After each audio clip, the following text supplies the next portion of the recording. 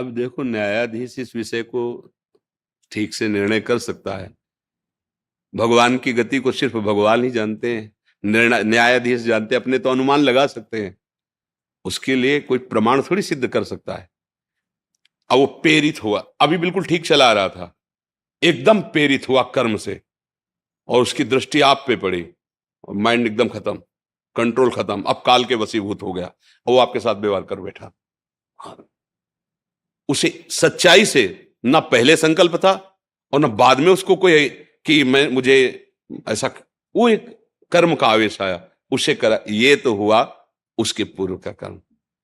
अब किसी राग द्वेष की वृत्ति से लिया, अंदर द्वेष बढ़ता चला गया, और उसको उस पापाचरण का, किसी पापाचरण का दंड मृत्यु जनित दुख भोगना है, और वो राग द्वेष जनित से युक्त हो गया, राग द्वेष से युक्त होकर संकल्प करके उस पर प्रहार कर रहा है, उसका तो पाप कर्म मुक्त हुआ, उसका नया पाप बन गया।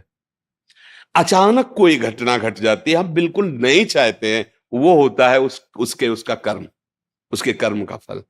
कोई हमारा सोच नहीं, कोई संकल्प नहीं, जो संकल्प करके तो उसमें उसको दंड मिलेगा और उसके पाप का समन हो जाएगा। अगर हमारा पाप नहीं कि हमें यहां से ऐसे तनिक भी, तो चाहे जितना आप संकल्प कर लो, यहां खरोच नहीं कर सकते।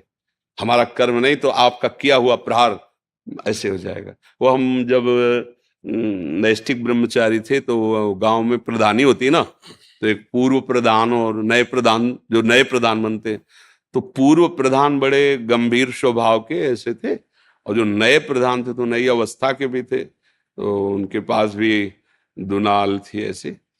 तो अचानक दोनों का आमना सामना ऐसे रोड में हो गया, वो उधर से आ रहे थे, उधर से जा रहे थे, तो उनके पास राइफल रहती थी, जो पूर्व प्रधान थे, वो जीप से चलते थे, वो मोटरसाइकिल से चलते थे। मोटरसाइकिल से उन्होंने दुनाल से गोली सामने से मारी पूर्व प्रधान के, क्योंकि द्वेष बहुत बढ़ गया, तो नए प्रधान थे, उनका गोली चली नहीं।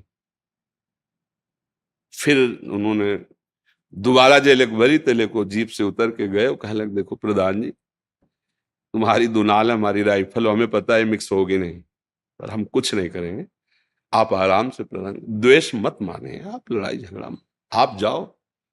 और उनके साथ कई आदमी थे, किसी ने कोई हरकत नहीं की, उनको बहुत शर्मिंदा होना पड़ा, और वो गए, और उन्होंने सोचा कि ऐसा कैसे, उसी गोली को जब अपने दरवाजे पर छूट गए, उनका द्वेष था, वो मार सकते थे, मारने का प्रयास किया, लेकिन वहां गोली नहीं चली, और वहां दरवाजे पे वही वही चल गई।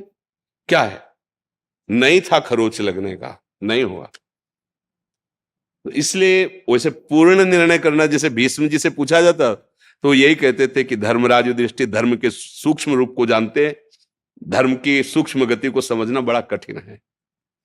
अब कब कहां कैसा क्या सहयोग होता है तो न्यायाधीश जाने। बकाया इतना है, अगर हमारा कर्म गंदा नहीं है तो लोग लाखों हमसे द्वेष करें, हमारा बाल बांका भी नहीं कर सकते, और हमें अगर दंड भोगना है तो फिर वो कहीं ना कहीं अपना रूप रख करके आएगा और मुझे दंड देगा।